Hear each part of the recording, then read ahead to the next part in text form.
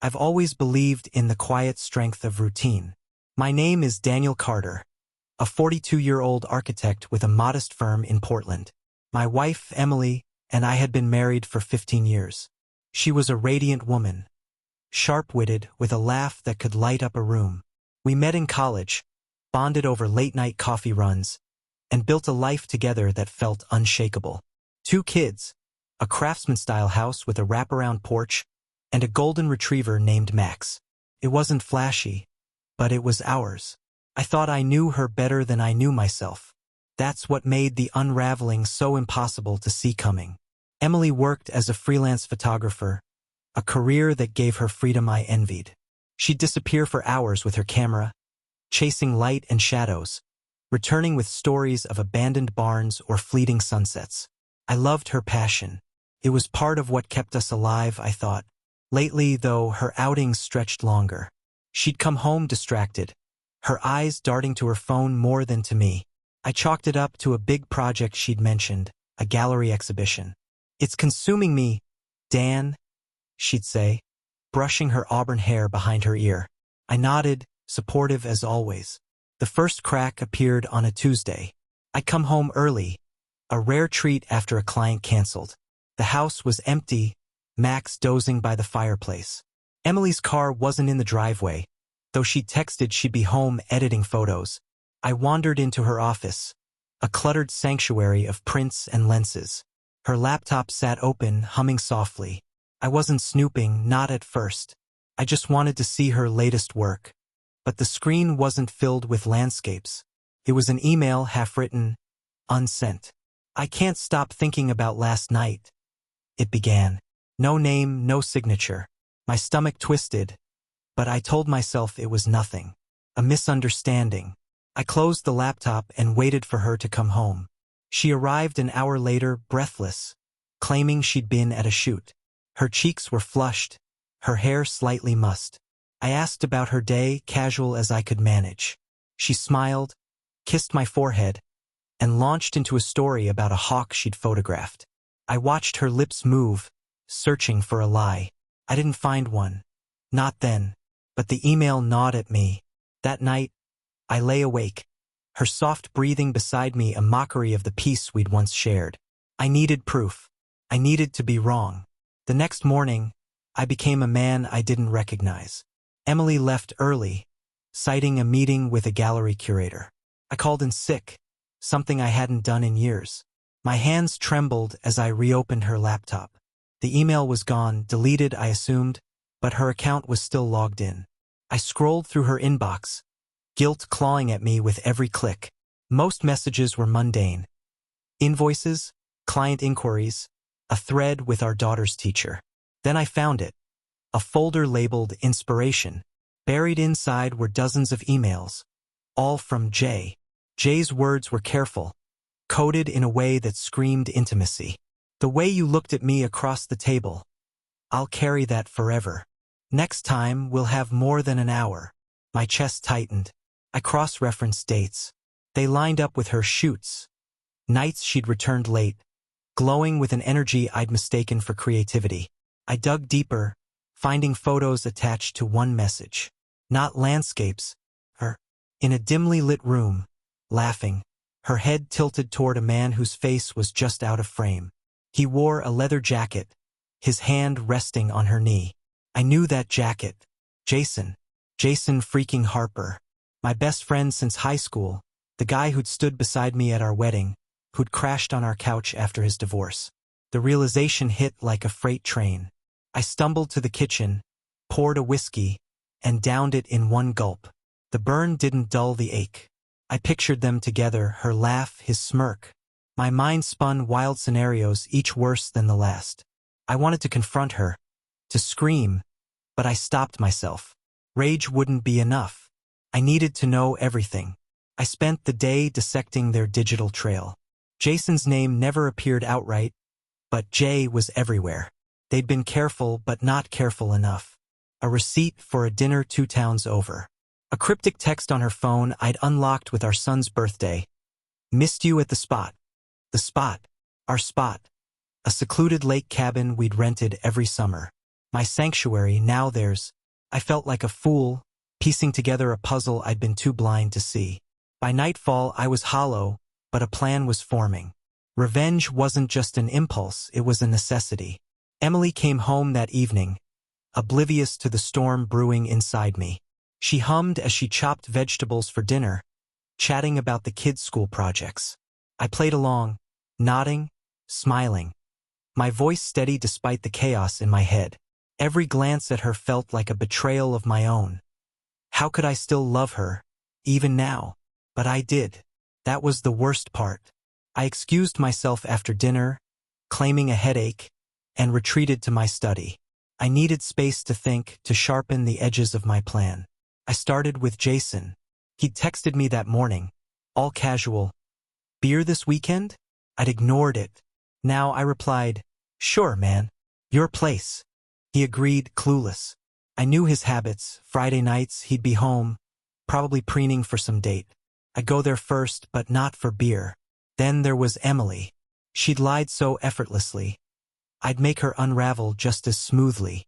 I'd bide my time, gather more, let her think she was safe. The cruelty of it appealed to me. Let her dig her own grave. I turned to her photography gear next. She'd always been possessive of it, but I'd never cared until now. In her camera bag, tucked beneath a lens cloth, was a memory card labeled backup. I plugged it into my laptop, hands shaking. The files loaded hundreds of images. Some were her usual work, trees, rivers, birds. Then came the others. Her and Jason, candid, unguarded. Picnic by the lake. A selfie in bed, sheets tangled around them. My bed, our bed. I stared until my eyes burned, memorizing every detail. The timestamp, 3 months ago. This wasn't new. It was a life they'd built behind my back. I copied the files to a flash drive, my movements mechanical. Evidence was power. I'd need it for what came next. That night, I dreamed of the cabin. Emily's laughter echoing off the water, Jason's shadow looming.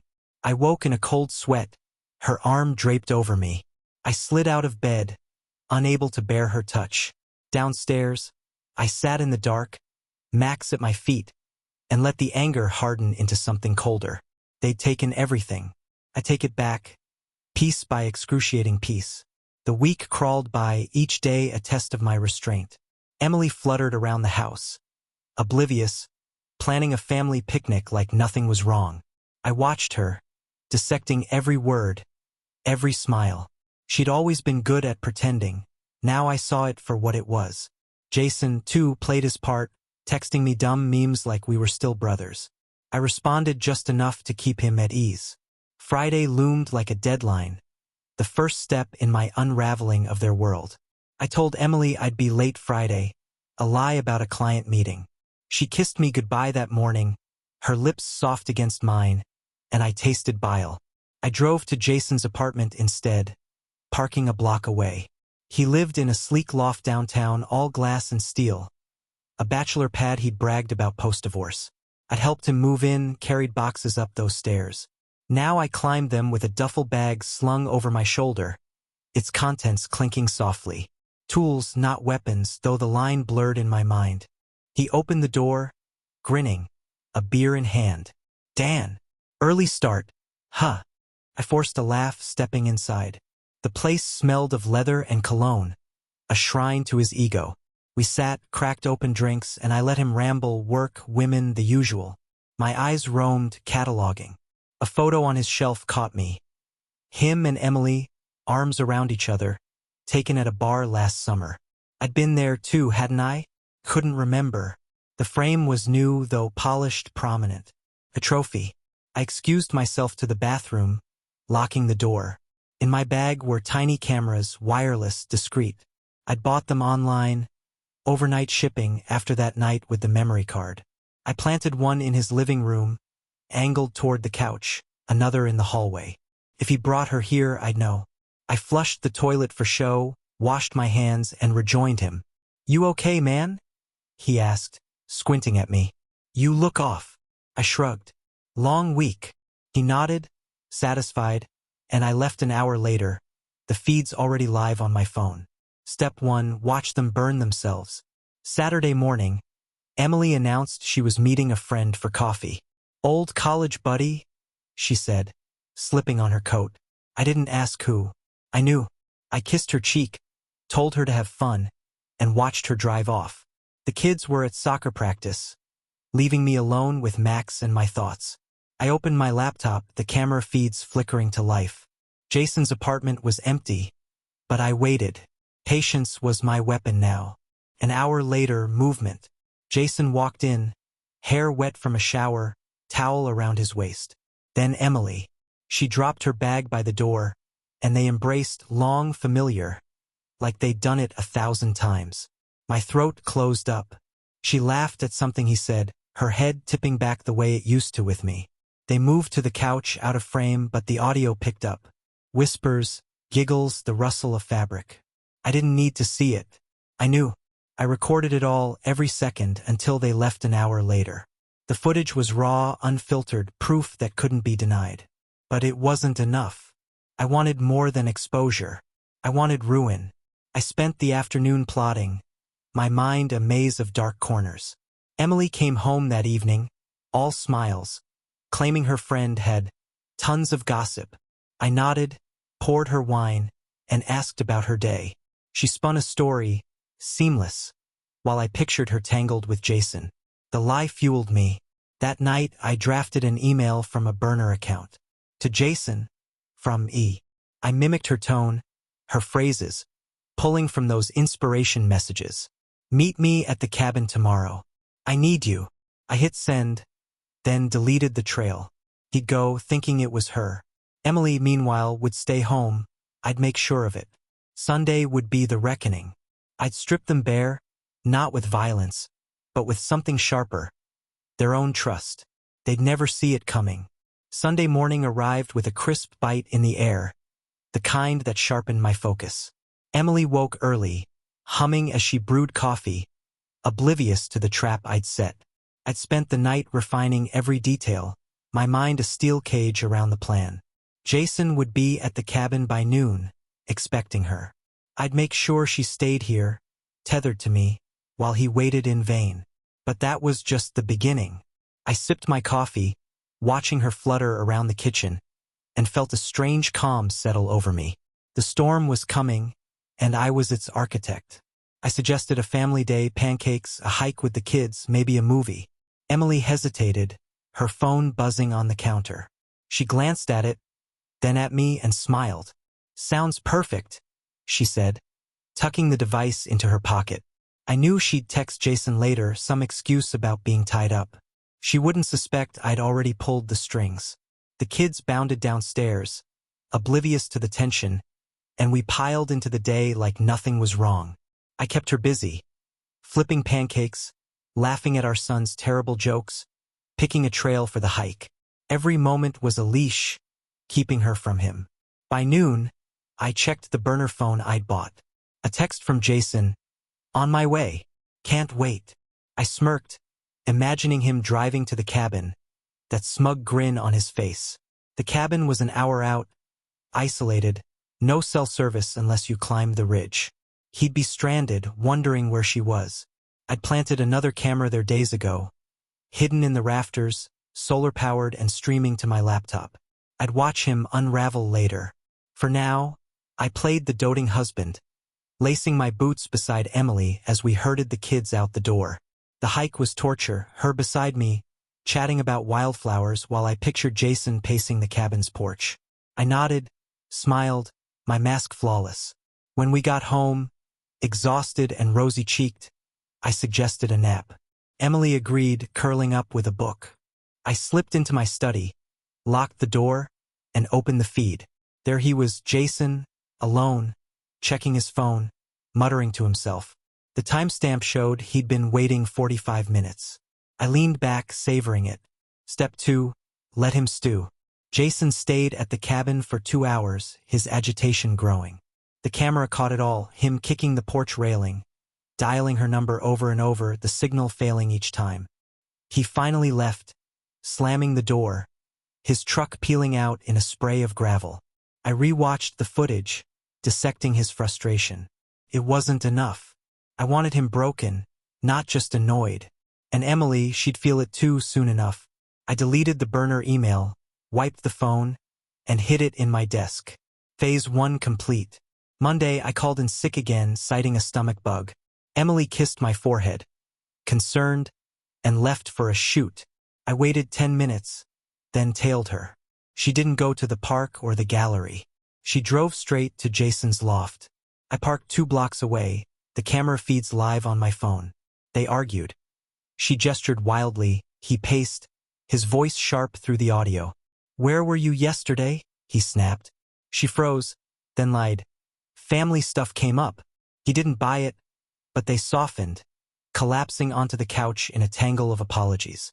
I recorded it, my jaw tight. Back home, I uploaded the files to a cloud server, encrypted, untouchable. Then I dug into Jason's life. He ran a small carpentry business, custom furniture, decent clientele. I'd helped him land half those contracts, back when loyalty meant something. Now I'd undo it. I drafted emails from another burner, posing as a disgruntled client. "Shoddy work, late delivery. Consider this a warning." I sent them to his top buyers, attaching doctored photos of splintered tables, warped chairs. Nothing traceable, just enough to sow doubt. By evening, his inbox was a mess of cancellations. I smiled, imagining his panic. Emily came home late, distracted. "Rough day?" I asked, pouring her wine.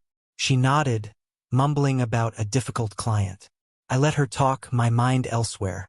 She'd feel the squeeze soon, her own career tethered to his in ways she didn't yet see. I'd make sure of it. That night, I slept soundly for the first time in weeks, dreaming of their world crumbling. Tuesday, I escalated. Jason's business was faltering, 3 clients gone, more wavering. I'd seen his frantic texts to Emily via the loft camera. "What the hell's happening?" "This isn't random," she'd replied. "Stay calm, we'll figure it out." I laughed, a hollow sound. They wouldn't. I turned to her next.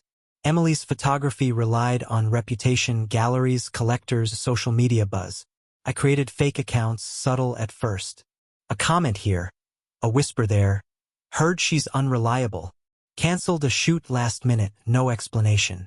I planted seeds, knowing they'd grow. I also hacked her website. Nothing dramatic, just a glitch in her portfolio, images failing to load. Clients emailed her, confused. She scrambled to fix it, blaming the host. I watched her stress mount, her fingers flying over her laptop. "Everything okay?" I asked, all concern. She sighed. "Tech issues. It's a nightmare." I nodded, hiding my satisfaction. Meanwhile, Jason called her, his voice cracking through the feed. "Another job's gone. I'm screwed, Em." She soothed him, promising to help. I leaned back, plotting the next blow. That afternoon, I visited our bank. We had joint accounts, but I'd always handled the finances. I moved half our savings into a new account, unlinked under my name. Not theft, just insurance. She wouldn't notice yet. She never checked the balances. I also canceled her credit card, citing a security breach to the bank. She'd find out soon, stranded somewhere, fumbling for cash. Small cuts building to a bleed. By nightfall, they were fraying.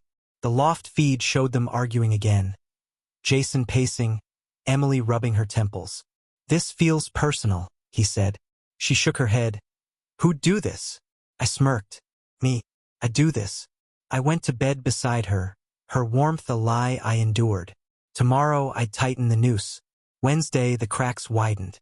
Emily's phone buzzed with declined transactions, coffee, gas, a client lunch. She called me, flustered. "Dan, the card's not working." I feigned surprise, promising to call the bank. "Probably fraud," I said, soothing her. She bought it, trusting me like always. Meanwhile, Jason's phone lit up with angry clients. His voicemail a graveyard of lost deals. I'd sent more emails overnight, escalating the sabotage. His business was teetering. Hers was next. I met an old friend for lunch. A lawyer, discreet, owed me a favor. I laid out the basics. Infidelity, betrayal, a need for leverage. He nodded, no questions. "Divorce prep?" he asked. I shrugged. Something like that. He promised to draft papers ironclad, favoring me, custody, assets, the works. I didn't want to end it yet, but I'd hold the threat like a blade. Back home, I rigged her laptop with a keystroke logger, every password now mine. Her world was an open book and I'd rewrite it. That evening, she came home rattled. "The gallery pulled my show," she said, voice trembling. "They heard I flaked on deadlines." I hugged her, murmuring sympathy, while inside I cheered. The whispers I'd planted had spread. Collectors balking, bookings drying up. Jason called her later, his tone desperate. "I'm losing everything, Em. We need to meet." She agreed, sneaking out after dinner. The loft feed showed them clinging to each other, plotting survival. I recorded it, fuel for the fire. I stayed up late, refining the endgame. Exposure wasn't enough, they'd squirm out, play victims. I needed annihilation. I thought of the kids, our house, the life they'd torched. My revenge would be surgical, relentless. Tomorrow I'd strike the heart. Thursday I woke with purpose. Emily slept beside me, her face peaceful, a lie etched in every line. I slipped downstairs, checked the feeds. Jason hadn't slept, pacing his loft, muttering about fixing this. Good luck, I thought. I brewed coffee, then called our daughter's school, claiming a family emergency. The kids would stay with my sister for a few days out of the blast zone. Emily stirred, groggy, and I handed her a mug.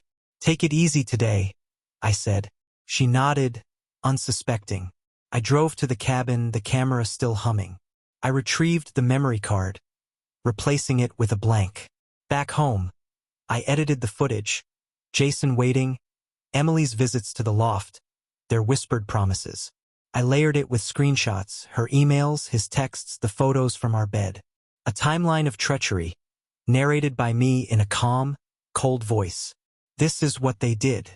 This is who they are. I burned it to a disk, labeled it Truth, and hid it in my study. Next, I emailed Jason from the burner, posing as Emily again. "Meet me at the gallery, 6 p.m. urgent." Then I texted Emily from my phone. "Dinner tonight? Just us." She agreed, eager to escape her crumbling day. I keep her occupied while Jason waited, alone, furious. The gallery was public, crowded. His humiliation would be witnessed. I also sent the disc to his parents, anonymously, with a note. "Your son's legacy." They'd worshipped him. Now they'd see. By afternoon, Emily's career was ash. 2 more clients gone, her website down again. She ranted about sabotage pacing our kitchen. I listened, all empathy, while Jason's phone buzzed with dead-end calls. At 5:30, I took her to dinner, a quiet bistro. She talked. I nodded, my mind on Jason storming the gallery, finding nothing. The trap was set. Tomorrow I'd spring it. Friday dawned gray and heavy, a fitting shroud for what I'd unleash. Emily woke late, her phone already buzzing with bad news. Another client bailing, her gallery slot officially canceled. She sat at the kitchen table, head in her hands, muttering about somebody out to get me. I poured her coffee, my face a mask of concern. "We'll figure it out," I said, the lie smooth as silk. Inside, I was electric, every nerve humming with anticipation. Jason, too, was spiraling. I checked the loft feed overnight. He'd trashed his place after the gallery no-show, cursing her name. Perfect. I left for work, but drove to a print shop instead. The disc I'd made, the Truth compilation, was my weapon, but I needed more than one strike. I printed stills from the footage. Emily and Jason tangled on his couch, her laughing at the lake, their picnic in my cabin. I paired them with captions, dates, times, lies she'd told me those days. I made 2 sets, one for her family, one for ours. Her parents adored her, our kids idolized her. That would end today. I mailed the packages, no return address, and felt the weight lift slightly. Exposure was step 1. Back home, I rigged the living room TV. A hidden USB drive, the disc's contents preloaded, set to play on a timer. Emily was out, meeting a friend again. Jason, I assumed. I didn't care. I called Jason from the burner. mimicking her voice with a filter app I downloaded. "Come over tonight, 8 p.m. We need to talk." He'd bitten last time, he'd bite again. Then I texted Emily from my phone. "Home early tonight. Movie night." She replied, "Sure." Her tone flat. She'd walk into her own undoing, Jason right behind her. I cooked dinner, her favorite lasagna, letting the normalcy lull her. The trap was set. At 7:30, she arrived, weary but smiling. "Rough day," she said, kissing my cheek. I nodded, plating the food. We ate in silence, the TV dark, waiting. At 8:05, the doorbell rang. She frowned. "Who's that?" I shrugged, casual. "Maybe a neighbor." She opened the door, and there was Jason, disheveled, eyes wild. "What the hell?" He started, then saw me. Time froze. I stood, remote in hand, and pressed play. The screen flickered to life, her face, their secret world spilling out in high definition. Emily gasped, a sound like air escaping a punctured tire. Jason lunged for the TV, but I'd bolted it down. Prepared for this. My voice filled the room, narrating their betrayal, calm and unyielding. The kids' toys in the background of one shot, our home defiled, made her sob. Jason turned to her. "You set me up?" She shook her head, frantic. "No, I cut in." She didn't. I did. Their heads snapped to me, eyes wide with dawning horror. I smiled, cold as stone. "You thought I wouldn't notice?" I said, stepping closer. 15 years, Emily. 20 with you, Jason. And this is what I get. I tossed the printed photos at their feet, scattered evidence of their lies. She sank to her knees, clutching one, whispering, "Dan, please." Jason balled his fists, but I held up a hand. "Touch me and the cops get this too. Adultery's messy in court." He froze, deflated. The footage looped, her laugh, his touch, and I watched them shrink under it. I timed it perfectly. A knock at the door. Her brother, Mark, who I'd called earlier, vague about family trouble. He walked in, saw the screen, and stopped dead. "What is this?" he demanded. Emily wailed. "It's not what it looks." But Mark grabbed a photo, his face darkening. "You did this to Dan?" He turned to me. "You okay, man?" I nodded, letting him take over. Jason bolted, shoving past Mark, who yelled after him. Emily stayed, crumpled, begging forgiveness. I leaned down, voice low. "You'll see what's next." Mark dragged her to his car, promising to handle her. I didn't care where she went. The house was mine now, quiet except for Max's soft whine. I sat, replaying the scene in my head, their shock feeding me. But it wasn't over. The mailed packages would hit tomorrow, her parents, our friends, the kids' school principal for good measure. She'd be a pariah. Jason's ruin was already in motion. Hers was catching up. #### part 13. Saturday morning, the fallout began. Emily's phone, left behind in her panic, buzzed endlessly. Texts from her mom. "How could you? We're devastated." I scrolled through, detached, then powered it off. Mark called me, voice tight. "She's at my place, a mess. What do you want me to do?" I told him to keep her there. I'd deal with her later. Jason's parents had gotten the disc too. I'd tracked the delivery. His dad called him, screaming through the loft mic, "You're no son of mine." I grinned, sipping coffee. I drove to his shop, shuttered now, closed until further notice, scrawled on the door. Inside, through a window, I saw chaos. Tools scattered, orders abandoned. My emails had gutted him. His reputation was dust. I mailed the footage to his biggest client, a ritzy furniture chain, with a note, "Your craftsman's character." By noon, his voicemail overflowed, creditors, furious buyers. He'd lose the business, then the loft. I'd make sure of it. Emily's world collapsed too. Her social media, her lifeline, erupted with screenshots from the disc, leaked by someone I tipped off anonymously. Friends unfollowed, collectors blacklisted her. A gallery owner emailed, "We're done." I hacked her accounts, locking her out, then posted a final message from her, "I'm sorry for everything. Vague, damning, permanent. She'd claw to explain, but no one would listen. I pictured her at Mark's, staring at a dead career, and felt nothing.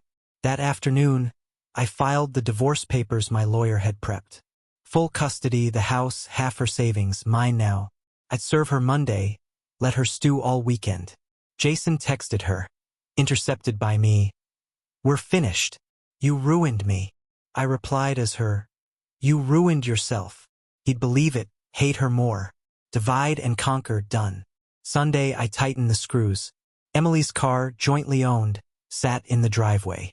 I called a tow company, had it hauled to a scrapyard, crushed into a cube. Lost the title. I told them, cash smoothing the lie. She'd loved that car. Now it was gone. I donated her camera gear to a school, every lens and tripod stripped from her life. Her identity, photographer, wife, mother, erased piece by piece. I kept the kids' photos, the dog, the house. She'd get nothing. Jason's landlord called him, caught on the loft feed. Rent overdue. Eviction looming. I tipped them off, sent proof of his unstable behavior from the footage. He yelled, pleaded, but the lease was ironclad. He'd be on the street soon. I mailed the disc to his ex-wife too. She'd relish it, maybe sue him for back alimony with the evidence. Every ally he had turned. Emily tried calling me from Mark's phone. I let it ring, then texted Mark, "Tell her to sign the papers or it gets worse." He replied, "She's broken, Dan. This enough." No, it wasn't. I wanted her hollowed out like me. Her parents disowned her. I heard it through a mutual friend they'd called, sobbing. Our kids, safe with my sister, asked about Mommy. I said she was sick, buying time. They'd know eventually, but not yet.